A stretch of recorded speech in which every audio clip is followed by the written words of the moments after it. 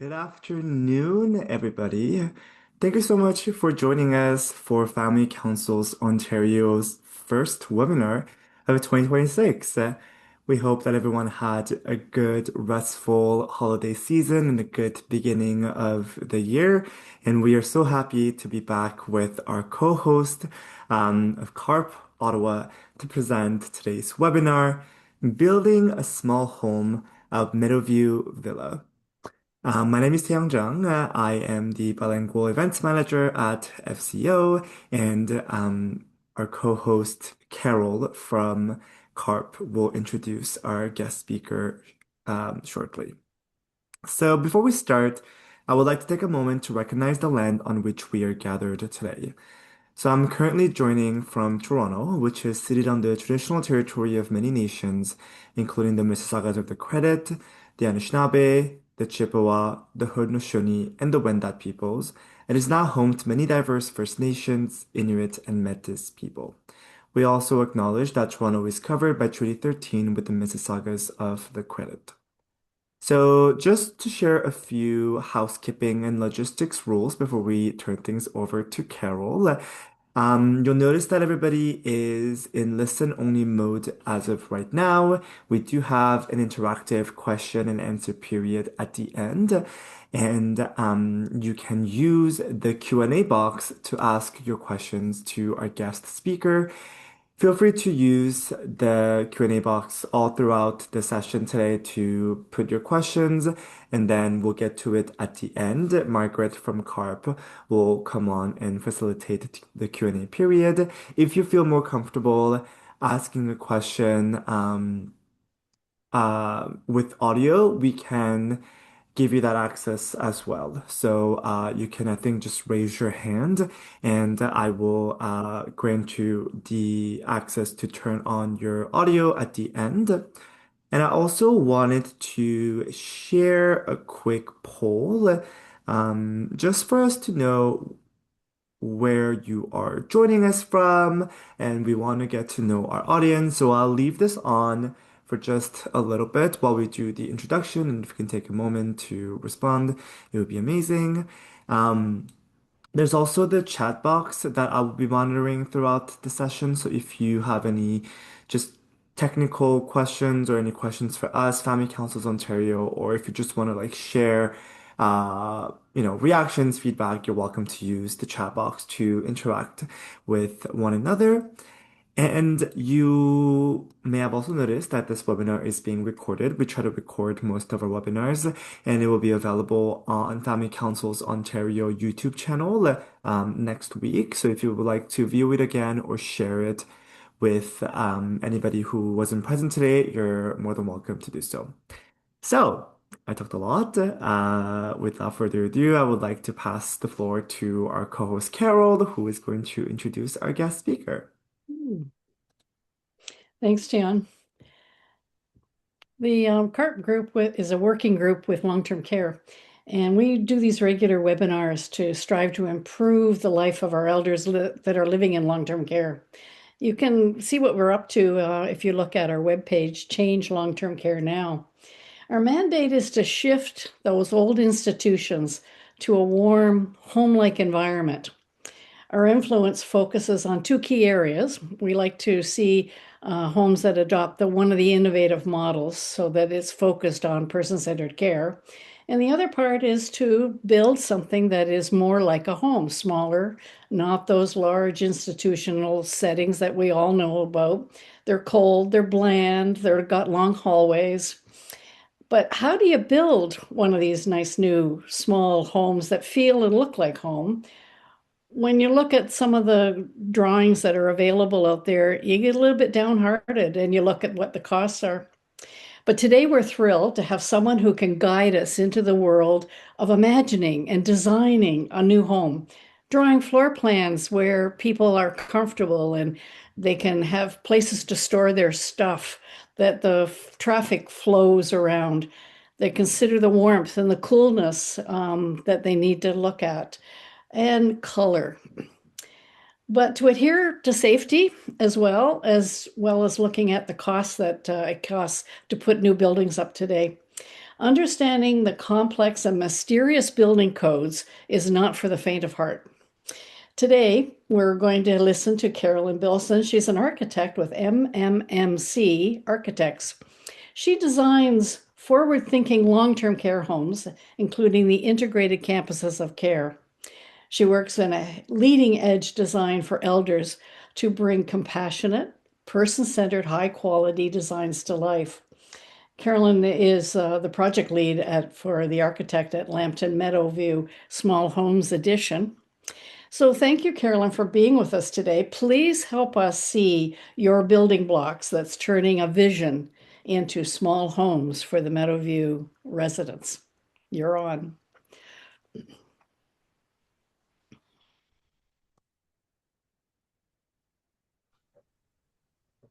Thank you, Carol. And thank you for inviting me to speak today. I'm excited to present this project to you. As spoken about in my introduction, the addition of this 12-bed small house at Lambton Meadowview Villa has been developed to enhance personalized dementia care at this operating long-term care home. Accomplishing this required an innovative design to address operational integration and to incorporate best practices in design for dementia care. We have developed a design to enhance both living and care for elders that will call it home. In accordance with small house principles, we have designed a small residential scale household. It is designed to enhance self-directed movement and quality of life for elders. The intent is to have a positive impact on residents and on staff well-being and job satisfaction. In this session, I will be speaking about how this small house came to be and show you key features of the design. This presentation includes the origins of this small house, the programming and master planning process, the approvals process, including acquiring approval from the Ministry of Long-Term Care, a quick preview of the project under construction, followed by a detailed look at the design.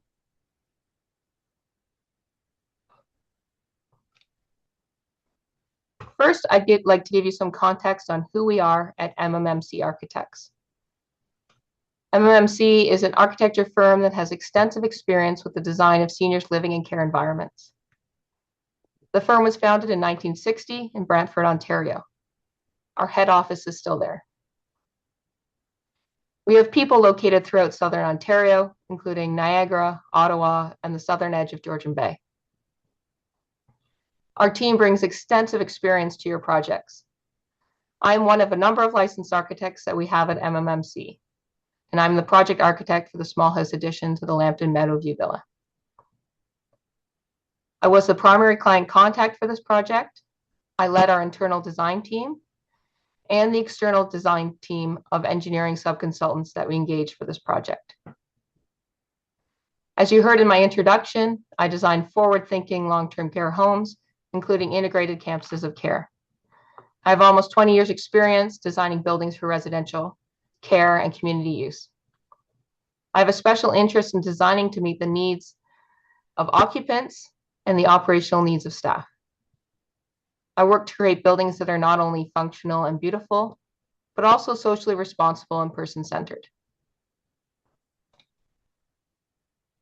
At MMMC, our projects include long-term care homes, retirement homes, assisted living, independent living, supportive housing, hospice, shelters, and community health centers. We have clients from all sectors, private, public, and not-for-profit. A core aspect of MMMC's work for more than 35 years has been the design of long-term care homes. On this slide are interior and exterior renderings showcasing our design work for several long-term care homes. We work at all project sizes, including homes with hundreds of beds, homes integrated as part of larger campuses of care, homes that include other uses such as retirement residents, child cares, medical clinics, and community spaces, and homes that are looking to redevelop or expand their existing buildings, including the addition of small houses. Similar to the locations of our people, our projects are located throughout Southern Ontario. On the map are the locations of some of MMMC's care projects. For those unfamiliar with where Lambton Meadowview Villa is located, it is in the town of Petrolia, in the west side of southern Ontario, near Sarnia. The existing Lambton Meadowview Villa is a 3-story building constructed in the early 90s. It was built to replace an older home on the same property. It has 125 beds within 3 resident home areas. It also has a successful adult day program and a childcare.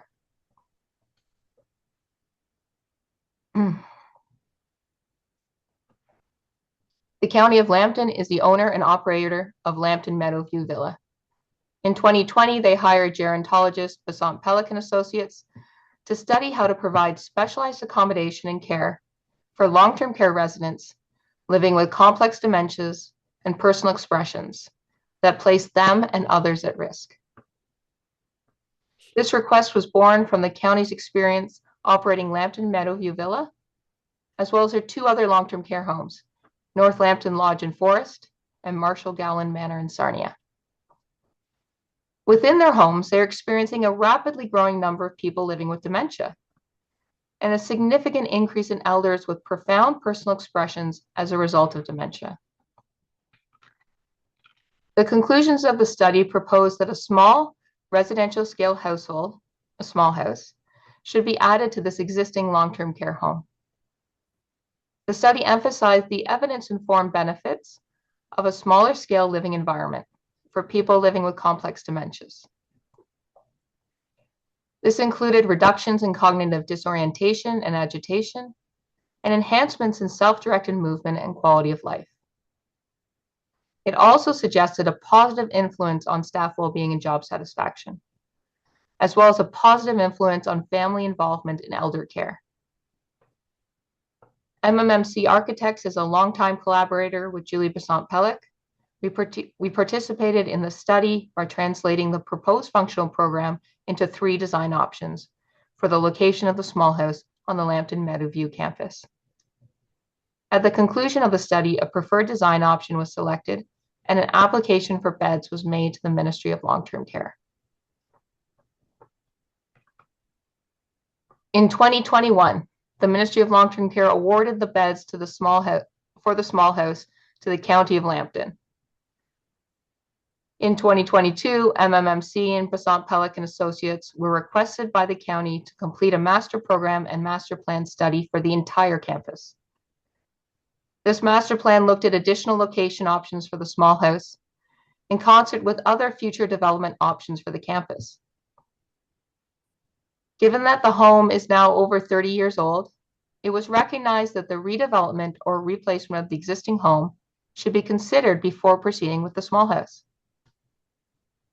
As part of the master planning, MMMC evaluated the existing home for conformance with current Ministry of Long-Term Care design guidelines. We also considered future potential renovations and additions to the home.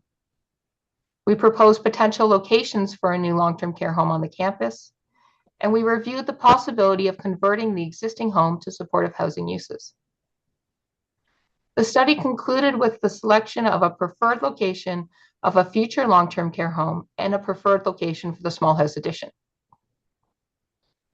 This master plan ensured that the construction of the small house will be well located now and in the future as the campus continues to develop.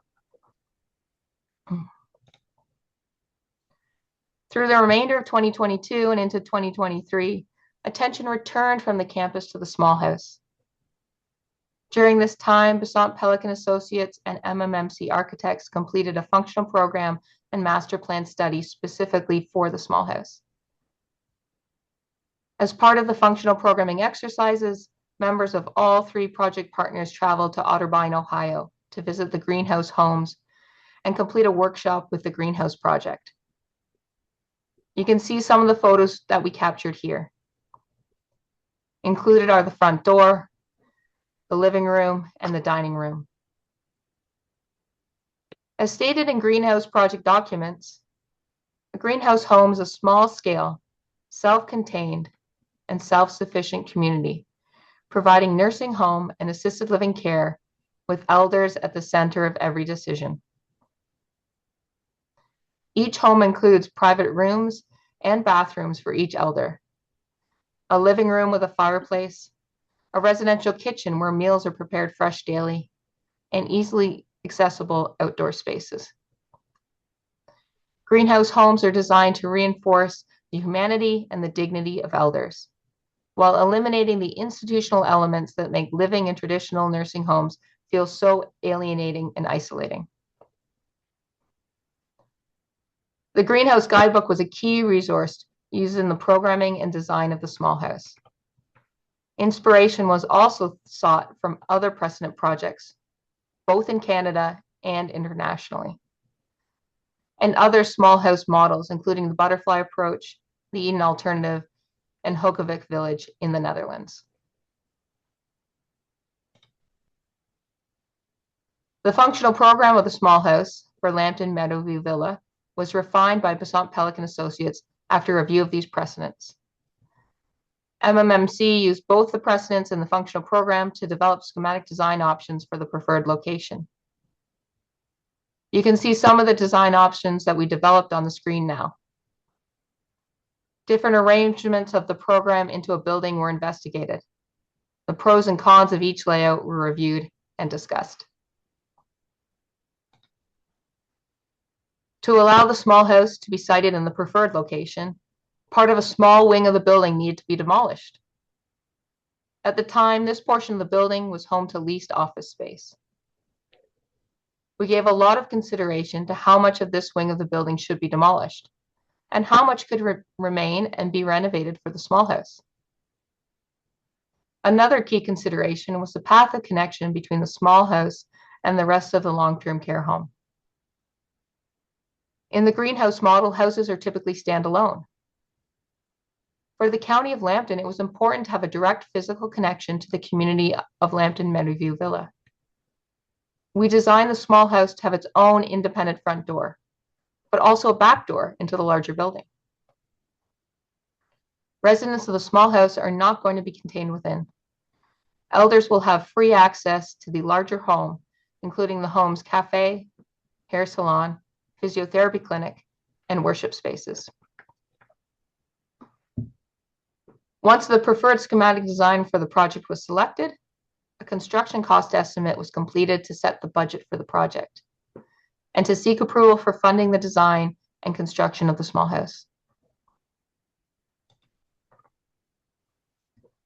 Near the end of April 2024, the government announced significant top-up funding for the construction of long-term care projects. This included an additional construction subsidy of up to $35 per bed per day for 25 years, and the ability of not-for-profits to convert $15 of that supplemental funding into a construction grant payable at the start of construction. The intent of the Ontario government was to help increase the project's upfront equity and make it easier to secure financing. It was a good thing we had completed the functional program and schematic design work, because a caveat of this increased funding was that we acquire approval to construct from the Ministry of Long-Term Care by November 30th, just 7 months away. The term approval to construct is one created by the Ministry of Long-Term Care. Before construction of any licensed long-term care home begins in Ontario, approval to construct is required to be applied for and granted by the Ministry of Long-Term Care. There are many steps to this process, and they all needed to be completed within 7 months. The County of Lambton had to enter into a development agreement with the ministry. That process in itself has many steps. MMMC, along with our engineering consultants, had to complete the detailed design and construction documents. Drawings had to be submitted to the Ministry of Long-Term Care for review and approval at 2 stages: preliminary plan approval and working drawings approval. Site plan approval and subsequently building permit had to be acquired from the municipality, and the construction costs had to be confirmed through a public tender by a construction manager. Through a lot of hard work, completed very fast by many people, the small house project did acquire approval to construct from the Ministry of Long-Term Care, and the county was granted the enhanced funding. We worked closely with the project manager at the Ministry of Long-Term Care to remain on track with this deadline, while also negotiating requirements for key innovations in the design. We are grateful to planning and building officials at the County of Lambton for expediting the granting of site plan approval and building permit. And we appreciate the extra effort put in by our team and our subconsultants. The small house is now under construction. Work began last year with demolition of the existing office wing. As you can see in these photographs, the foundations are in the ground and framing of the walls has begun. Construction is on target to be completed this September.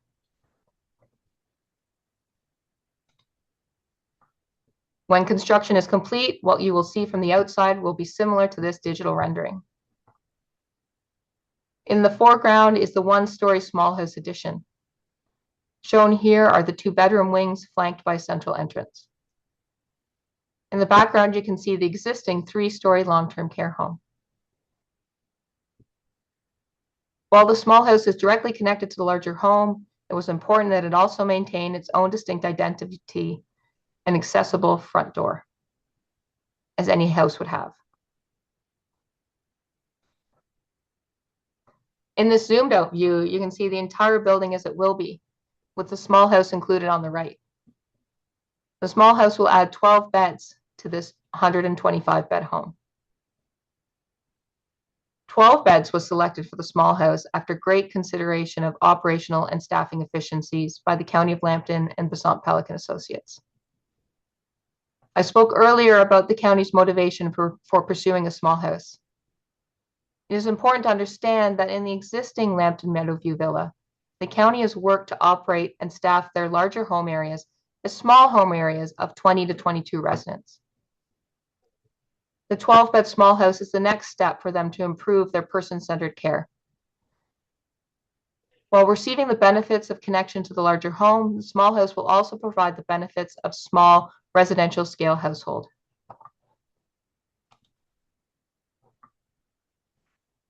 Essential to the program of the small house is that every resident receive their own private bedroom and ensuite washroom. And further, that each ensuite washroom have a shower for that resident to use, to provide increased dignity and to support independent showering if possible. This rendering is from a different MMMC project. The design of the ensuite washrooms for the small house are almost identical. They feature a large shower area, the ability to transfer to the toilet from both sides, enhanced storage for easy access to toiletries and care supplies, and provisions to add a ceiling lift connected to the elder's private bedroom. In addition to the shower and the ensuite, residents also have access to a spa room with a therapeutic tub a short distance from their rooms. I will say that incorporating ensuite showers into long-term care in Ontario is not typical. MMMC has pursued this for a couple of our clients. We are pleased to say that after some back and forth with the Ministry of Long-Term Care on their requirements, there is a path forward to do this. Another key aspect of the design is the inclusion of a residential sized kitchen that is open to the common spaces of the home. This is in line with the greenhouse model, which promotes that a kitchen within the home be used to prepare fresh meals on a daily basis. Due to the connection to the larger home, there was a lot of consideration of what food would be prepared in this kitchen and what might be brought from the larger commercial kitchen of the home. The goal is that as much food as possible is prepared in the small house to enable residents to see, hear, smell, and participate in food preparation. The open kitchen was another aspect that required discussion with the Ministry of Long-Term Care and adaptations to the design. Provisions that we put in place to satisfy the Ministry of Long-Term Care included controlled access to the appliances within the open kitchen, a partial height wall and gate between the open kitchen and the common spaces, digital locks for the gate and the door to the pantry behind the kitchen, and a hand hygiene sink at the open kitchen for residents accessing the counter and the adjacent dining room. Now, there were other elements that were included within the small house in order to meet the Ministry of Long-Term Care design standards. These included a dedicated care center, an enclosed medication room, clean and soiled rooms, storage for equipment and resident belongings, a therapy room, and secured exterior doors. Although all exterior doors are secured per ministry requirements, as stated earlier, it was important to the county that elders have freedom of movement. They are free to move between the small house and the larger home. We're going to move outside now. This is an overhead view of one of 2 enclosed garden spaces designed specifically for the small house to allow its residents easy access to the outdoors and outdoor activities.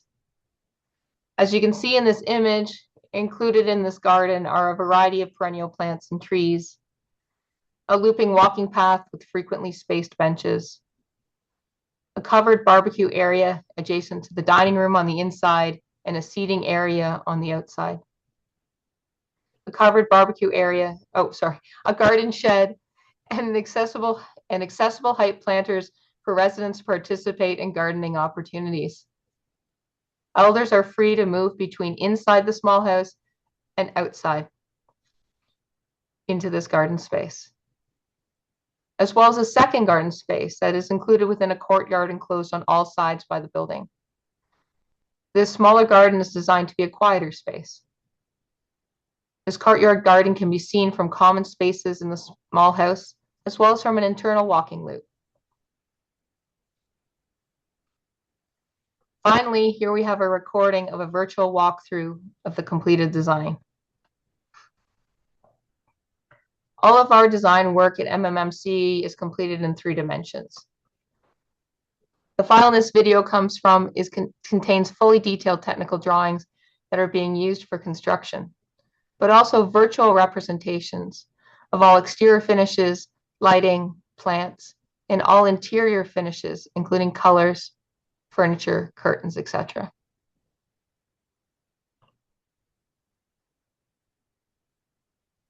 Here you see the double height living space, complete with a fireplace and clear story windows to bring in additional natural light. We are spinning around here to see the great room. The openness of this activity room encourages residents to wander in and engage with a variety of analog and digital activities. It also has a view of the quiet garden.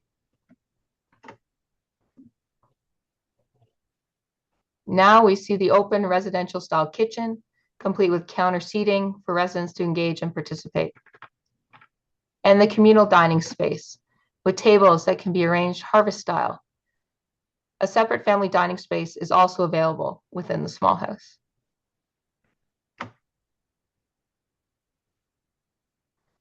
And finally, we move outside to the larger garden. You can see the sitting areas and the walking paths, and the gardens and planters for elders to participate in gardening. This is only a partial video walkthrough. We completed a full manual walkthrough with the County of Lambton to review in detail all spaces and their finishes.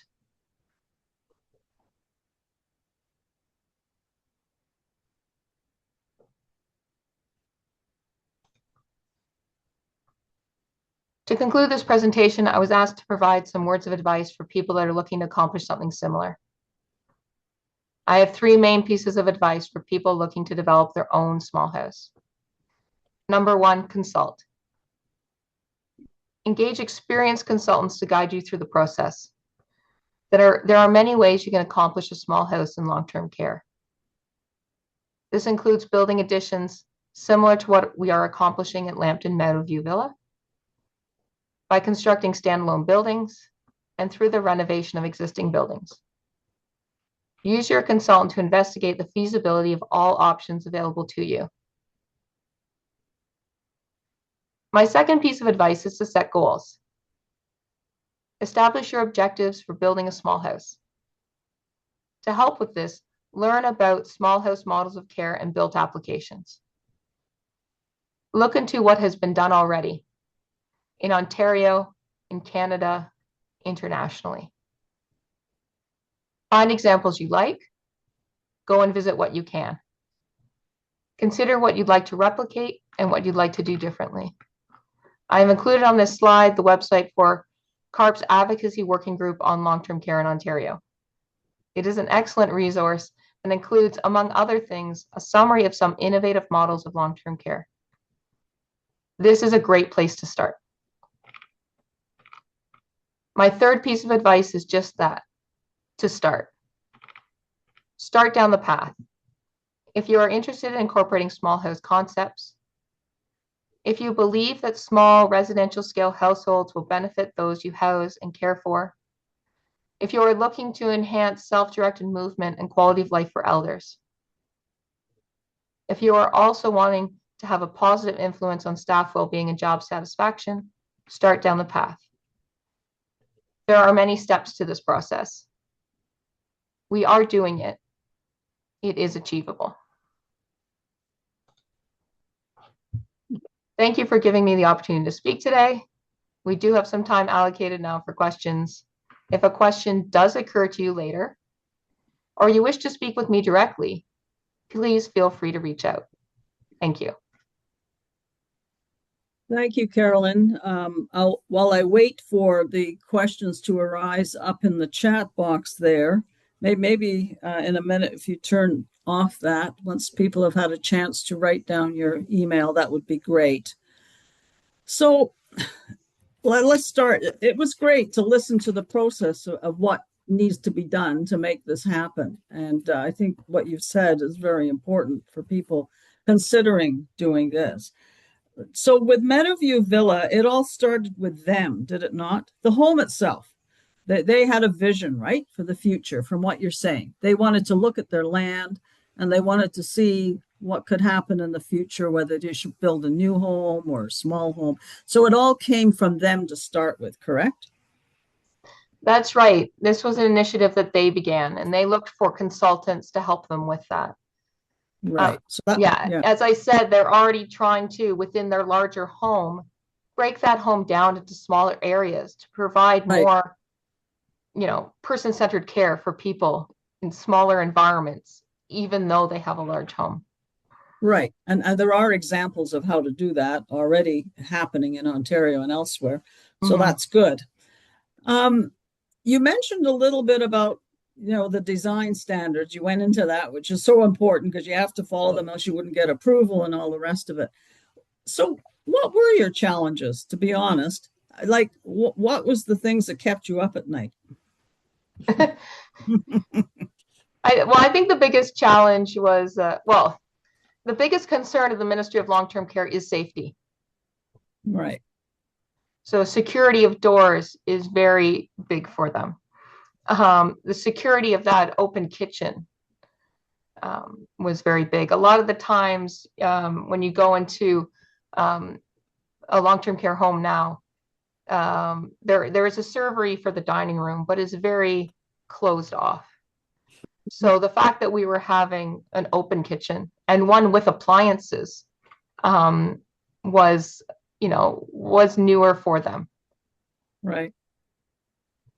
And so that did have to be discussed with them. In a number of meetings, we had to provide, justification for that. We needed to address the specific security concerns they were having with that. But we, through, again, detailed discussions, we were able to get approval for that. Mm-hmm. How about access to the outdoors? Was that an issue? It is to go out like the front door of the home. That front door to the outside does need to be secured per the ministry requirements, as is the front door to the home of the larger home. So all exterior doors, all stair doors, all entrance doors have to be secured to the larger home. Residents are able to move between the small house to the larger home. All the residents in their home are actually able to move from their home areas, where they have their bedrooms and their dining rooms. They are able to move into the community spaces of the home. That was something the home already had as an initiative. So they added the small house to that. But the residents are able to move from the home into the enclosed outdoor spaces. So they can go outside when they want to and need to. Okay. What is there access from those living in the home, a long-term care home, the 125, to get into the small home, or is there, or no? Yes, the door is open. Okay, so it can go either way. Yes. So Okay. people can visit. People can visit. Okay, good to know. And it was interesting that you mentioned at the front that one of the planning steps is obviously to see what's out there. And you went and looked at small home models and you went to see the greenhouse models in Ohio. That's great because we've actually featured a couple, I think, in our webinars or blogs on those small house models. There's been a difficult here in Canada to get some traction with greenhouse so that we can have the greenhouse models here in Canada and particularly Ontario. But we have hope that it could happen. So did you sort of, when you made the drawings, you were looking at greenhouse, Hodgewick, obviously butterfly. Eden tends to be larger model at times, so it's more people, not necessarily 12. Was there any particular model was it all mostly greenhouse you looked at, or how did you decide? How was the decisions made? Well, yeah, the greenhouse played heavily in those discussions. There were other scholarly articles that were looked at. There was a US model that was looked at and design guidelines. There was a whole series of items. But what was most important was the County of Lambton's experience with their operations of their existing homes. Right. So, Basant Pelican Associates presented those models, the details of them. And the county was able to add their experience, their direct experience with caring for people to those discussions. Right. What did they like? What did they not like? What was going to work for them? What was not going to work? What was just another step forward from what they were already doing to create a more home-like environment?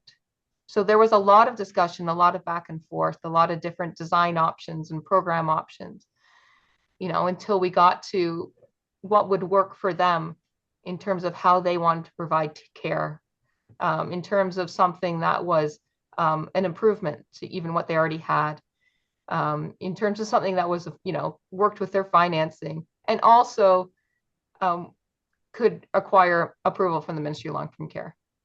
Right. In your research looking at these models, then, did you think Ontario was particularly risk adverse in the regulations for long-term care homes as opposed to, say, Ohio or Hodgewick or wherever you looked? Are we really that in Ontario so risk adverse in setting regulations? Yeah, no, it varies by jurisdiction. I mean, if you're looking in Holland or Denmark, very much more of an open door policy to the exterior. There are even certain laws that forbid them from closing the doors. Right, right. And that varies substantially from the Ontario's requirements. Right.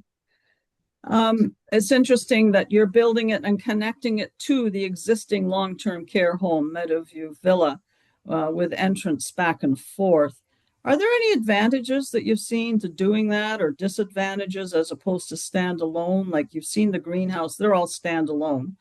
Hodgewick tend to be standalone. Is there any advantages or disadvantages to having it connected?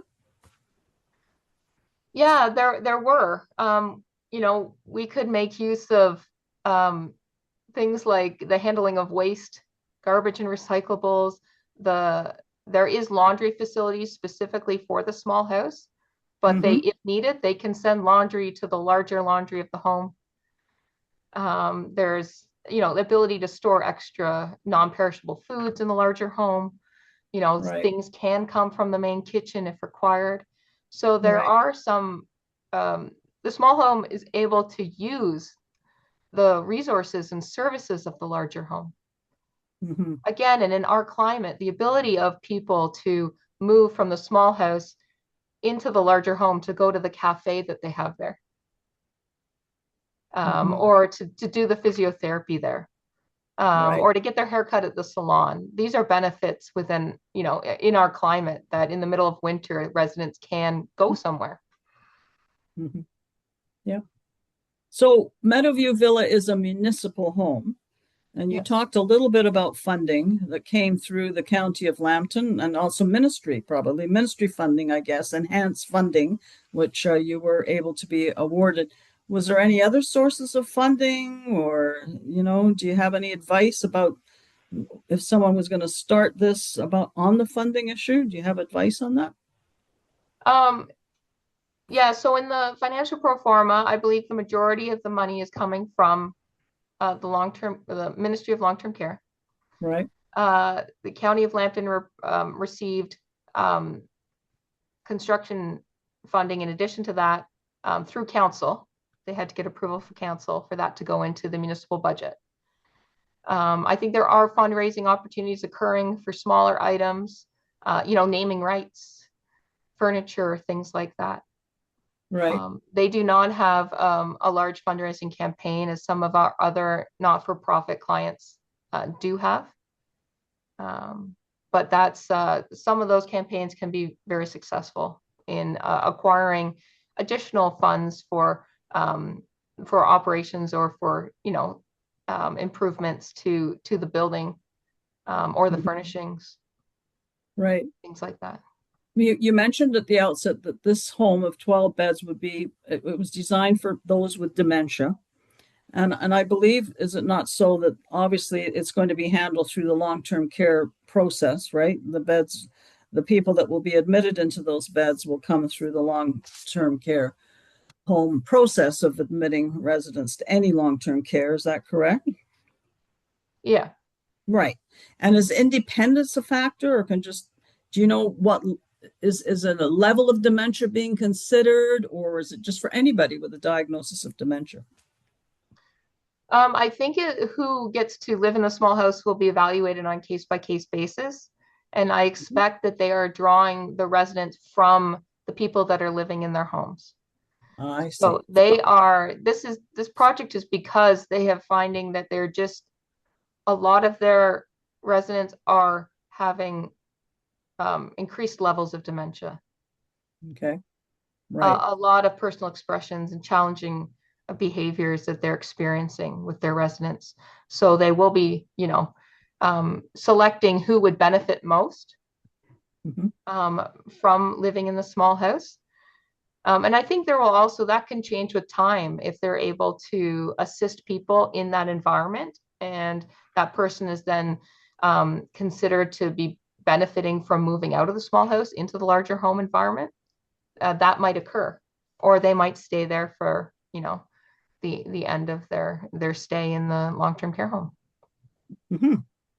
In the whole process you went through all the steps of the consultation and so on, and were people in Meadow Villa themselves, staff, residents, whoever, family, were they consulted at all in the process in terms of what they would like to see happen, or how did that work, the connection? Yeah, we often do consultation that involves staff as well as residents and family. In this case, a lot of the consultation came through the staff. And then the staff brought information from residents and family.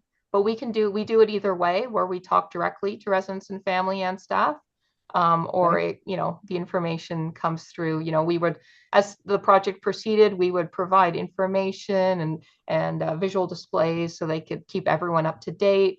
And we, accept questions and comments from people, and that information flowed back and forth.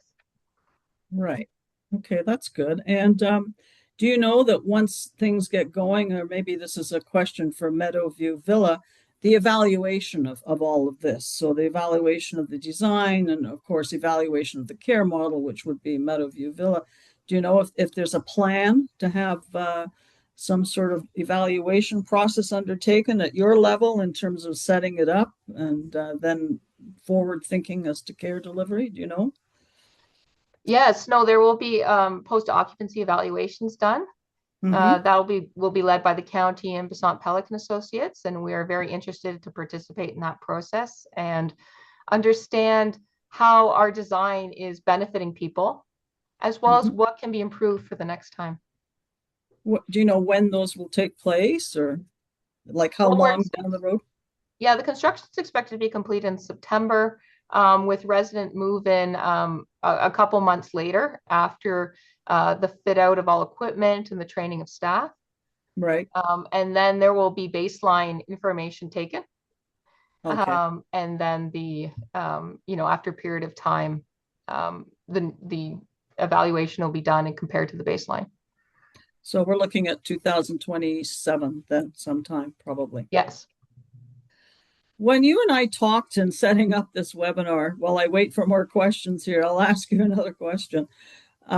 You have been involved, I think, or your company has been involved in retrofitting long-term care homes into smaller spaces. Is that correct? Yes, we do that work. We also, when we're designing a newer home, we do work to design it so it can effectively operate as smaller spaces. Right. So And it's 32 residents in a home area per the Ministry of Long-Term Care, if you right, were to build new today. But we often design that as fundamentally two separate 16-person units. right.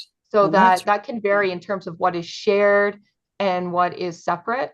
But if we can accomplish separate dining rooms so that you're dining with 16 people versus 32, for instance, mhm, that's much preferred. You're sharing a tub room with only 16 people, you're sharing, the care staff is, more dedicated to that kind of home area, like the smaller split home area. It really helps to break down the scale of the home for people. They're sitting in a living room that's only for a maximum of 16 people rather than 32. Really helps to create that smaller scale environment within a larger home area. and what exactly then are the challenges of doing that? Because I'm envisioning walls and I'm envisioning construction. I'm just trying to get in my head how you do 16 bed areas out of 32. What would happen there? Well, yeah, you have to consider, what walls you want to put up and what Right, views you want to have. Often there's one care center still for 32, so considering walls versus views can be important. right. Considering um, how the kitchen is shared.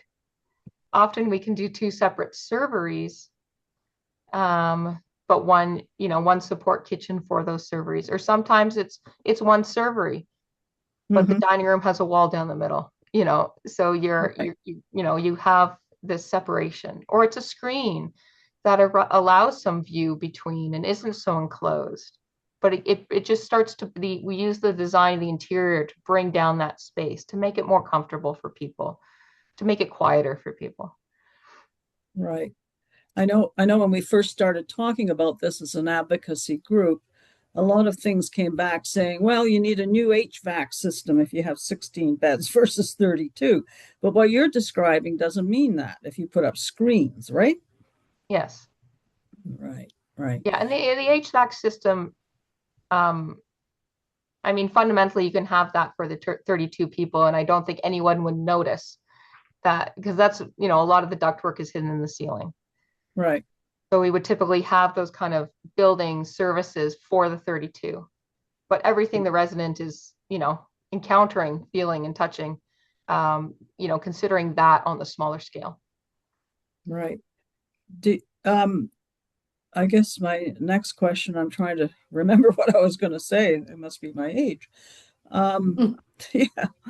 Um, yeah. Have you worked in a lot of homes doing that retrofitting in Ontario? Like how much has your company done? Yeah, we've done some work retrofitting existing to smaller, trying to break it into smaller areas. More often, we're involved in redevelopments of older homes that don't meet current design standards. Hmm. So under the current standards, you can't have 4 people to a room, for instance. So those really older homes, um, how to redesign those and renovate those to be up to code with the current standards. Right. So, and that often we come in and we look at the homes, we evaluate exactly what they have against the standards, and then we can advise on improvements that they can, how they meet the design guidelines first off, and then other improvements that people can make in the design to break down the scale of the home. Okay. That may involve renovation, that may involve putting an addition on, because the area requirements are greater now. So you're going to lose beds when you look at how to change an old home into a new home. So if we put an addition on, you can regain some of those beds. Or it can also look at, building a new building and removing the original building. That often becomes a matter of cost on which decision is right. Be more expensive, probably. Yeah. It can be quite expensive to renovate an existing building, especially if it doesn't have those up-to-date mechanical systems already. Right. Is Meadowview Villa then already moving to 16 bed areas inside? Do you know that? Well, they were built before the current design standards that limited a home area to 32. Right. So they have 40 to 42 residents per home area. And they've split that in two to operate them as effectively as 20 or 22 residents. I see. Yeah. So their numbers don't meet the current requirements. Right. But down the road, they're looking maybe at a future building and so on down the road. Yeah. Yeah, they recognize that at some point they'll need to significantly renovate or redevelop. And that could include the construction of a new home to current design standards and with modern mechanicals and all that. A lot of talk in this about design standards and meeting the design standards of the ministry. And in your consultation with them, I think what I'm hearing is they're amenable to things that you're suggesting, as long as safety and security is met and you have a rationale for what you're trying to do. Is that right? So what's written in the standards, they are amenable to looking at what you're trying to do if there's a change that you're suggesting. Am I correct in that? Yeah, we need to comply with what's written in the standard, but the interpretation of that or how that takes form in a design can vary. Right. So we need to show how we're complying with the requirements, even if what they're seeing looks different than what's traditionally done. Right. And that's good. That's helpful. Yeah.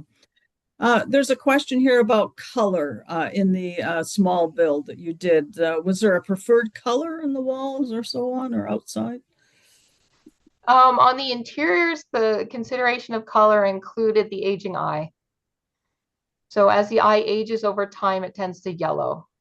So colors like yellow are not well perceived on the interiors. So there was consideration given to the paint colors that would be used, the colors in the curtains in the furniture.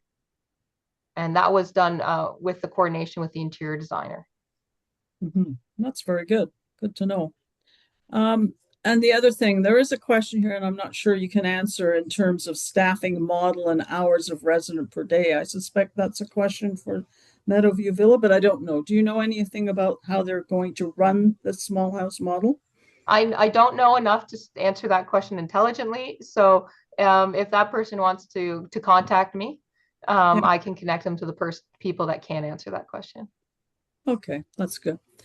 We've been advocating, I can't remember for how many years now, for innovative models and basically for small type home-like models that can give a person-directed care, but in a home-like setting. And we do advocate different innovative models on our website, but I think there's many other models out there. They're doing quasi this, quasi that, and the idea is it person-directed. It is innovative. It is small, home-like model and designed in that way.